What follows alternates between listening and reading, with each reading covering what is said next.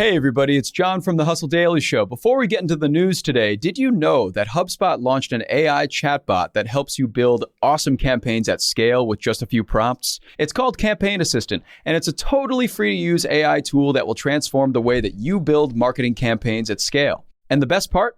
It works seamlessly with all of HubSpot's marketing and sales tools to scale your output across email, social, and more. So AI your way into the most effective campaigns yet at HubSpot.com/campaign-assistant.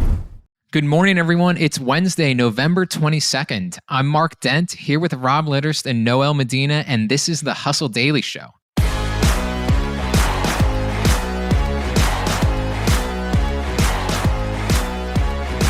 It's the day before Thanksgiving, and you may be traveling, you may be placing bets on football games, or you may be cooking, but not necessarily turkey and all of the fixings. Prices for Thanksgiving dinner have increased substantially the last 3 years, leading to many people skipping the big meal. In this episode, we're going to get into the economics of Thanksgiving, but first, let's go through everything else happening in the world of business and tech. Starting off, President Joe Biden, Vice President Kamala Harris, and her husband, First Dude Douglas Emhoff, signed up for Threads accounts this week. The official White House account commemorated it by saying, "The wait is Jover." Moving on, home sales fell to a 13-year low in October. That's down 15% from the same time last year. Why? Well, inventory remains low and mortgage rates and prices continue to rise, with October's median price hitting $391,000. How about we talk about something that's a little bit more cool? NASA and the Japanese Aerospace Exploration Agency plan to launch and test a wooden satellite in 2024. Yes, again, that is wooden. And unlike metal, wood burns up when it re-enters the Earth's atmosphere, so this could potentially reduce space junk. But the thing is, it also sounds kind of impossible. Yeah, this is crazy to me. I think this is just a factor of me literally knowing nothing about science at all. True. But it just feels like wood shouldn't be able to exist in space. I would think that wood would spontaneously combust as soon as it gets to a certain level of our atmosphere or something. This is, again, me literally failing all my science classes and not knowing anything. I mean, my highly non-scientific take is that without gravity, maybe wood does okay. It sounds plausible. Yeah. Apparently NASA agrees. And here's the other thing. There have been some pretty famous wooden boats and aircraft back in the day. So, it's not completely out of this world. Speaking of aircrafts and other expensive things, a new report shows that the world's richest 1% generated more carbon emissions than the poorest 2/3 of the population. These numbers from 2019 also suggest pollution generated by the uber wealthy every year negates the benefits of around 1 million wind turbines. Finally, the Macy's Thanksgiving Day Parade is going to have a few new brands in the mix tomorrow. Netflix has a balloon promoting its upcoming animated movie Leo, and a classic, the Pillsbury Doughboy, is going to make his Macy's Thanksgiving Day debut. Weirdly, the NFT collective Cool Cats is also going to have a balloon. Rob, you're a little bit of a Macy's Parade aficionado, aren't you? I don't know if I would go that far. I would say I am the only person in my family who wants to turn it on. We were talking before this, and you mentioned that it's kind of a nostalgia thing, which I totally agree with. I also think it's just I like marketing thing. I like seeing all the logos and seeing what the new floats are looking like. It's actually really funny that you say that about Cool Cats, the NFT collection. I don't know if it's the first NFT collection that's had a balloon, but it seems like something that would have happened in maybe 2020 or I guess 2021 when crypto was really booming. But that's interesting. I'm excited to see all those. Noelle, are you going to watch any of the Macy's Parade? I usually don't, but this year I might because I'm excited for the Pillsbury Doughboy to make his debut. And honestly, I'm a little angry for him. I just looked up when he was invented, 1965. This feels long overdue for him to make his entrance in the parade. About time, honestly. And quick, one more note on parades is that the Macy's Thanksgiving Day Parade, I don't watch. As a former Philadelphia resident, Philly had the first Thanksgiving Day Parade put on by Gimbals. They still have it every year, and that's the real parade. So I don't watch Macy's. I love that take. I'm so happy you said that, Mark. All right, well, let's move on to the main story, which is Thanksgiving related. We're going to talk about the Thanksgiving Day meal.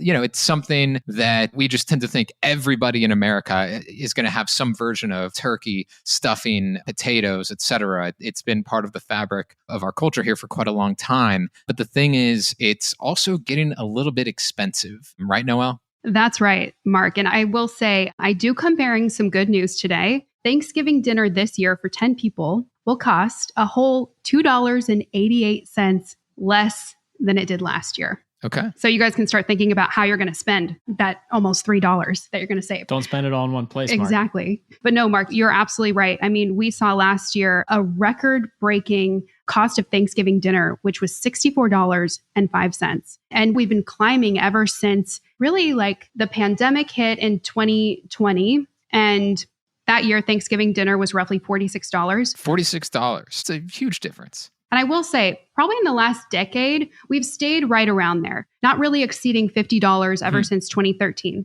Then 2021 comes along. This is post-pandemic, and we see a $7 jump to $53. And then, like I said, 2022 last year was the big year. We saw an $11 jump from $53 to $64. Now we're sitting at $61.17. By the way, this is a lot of numbers for me. I got to tell you, like the girl math is happening as we speak. It's working. It's working.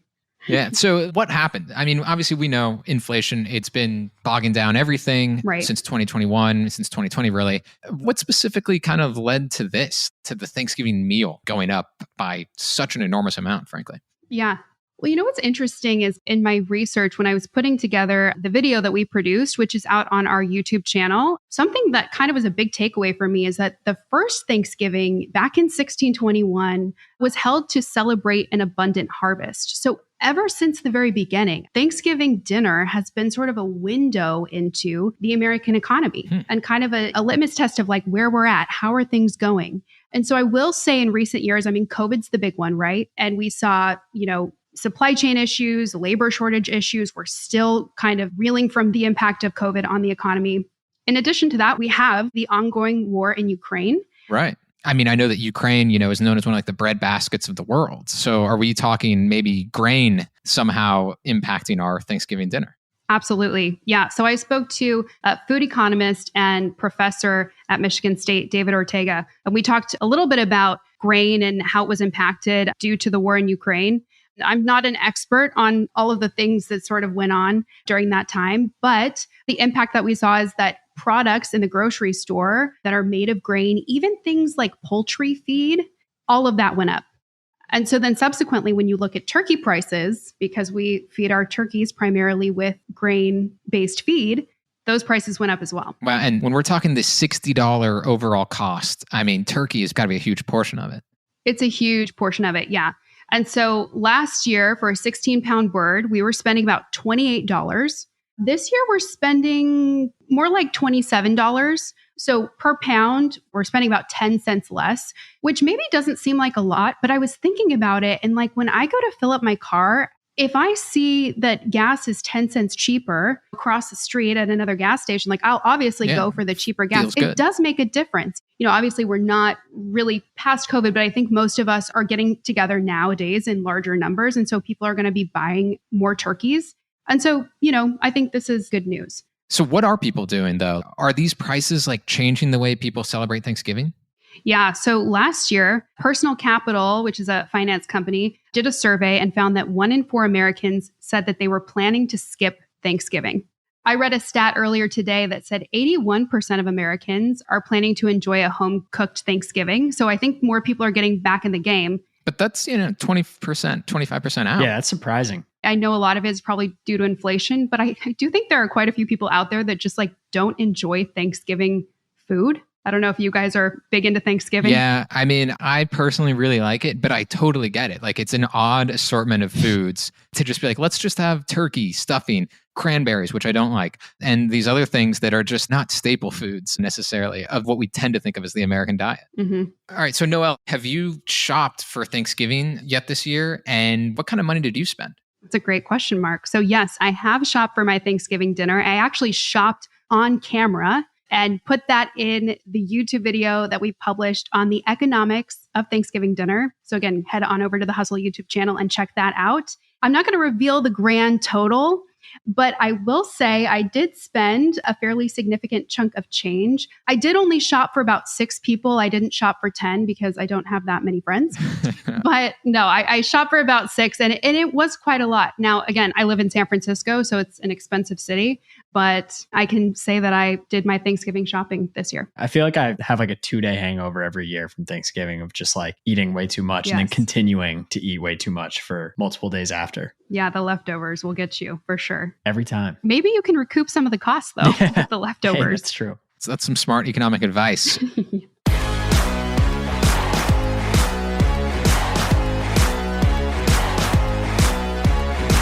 That's going to do it for us today. So thank you everybody for tuning into the Hustle Daily Show. We're a proud part of the HubSpot podcast network. Our editor today is Robert Hartwig and our executive producer is Darren Clarke. We have a lot more tech and business coverage in our newsletter. So if you're not subscribed, go get signed up at thehustle.co/email. Have a fantastic Thanksgiving and we'll catch you next week.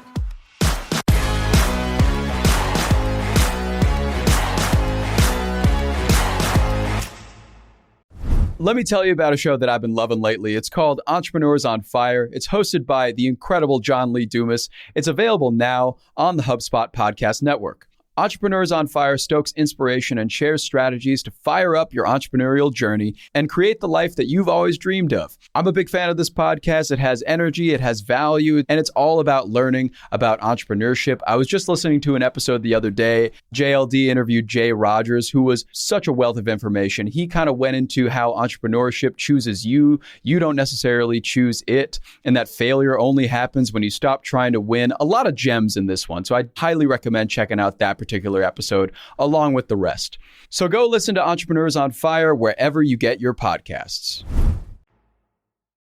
Hey guys, if you listen to the Hustle Daily Show on Google Podcasts, we want to let you know that the option will no longer be available pretty soon. Google is sunsetting its podcast app sometime in early 2024 in favor of YouTube Music, and we want to give you a heads up before it's too late since that time's almost here. The Hustle Daily Show is available everywhere and anywhere that you listen to podcasts like Apple Podcasts and Spotify. If you're using YouTube Music, we are there as well. If you're an Android fan, there are plenty of apps like Overcast, Pocket Casts, Player FM, and more. So just search for us wherever you decide to listen to your favorite podcasts.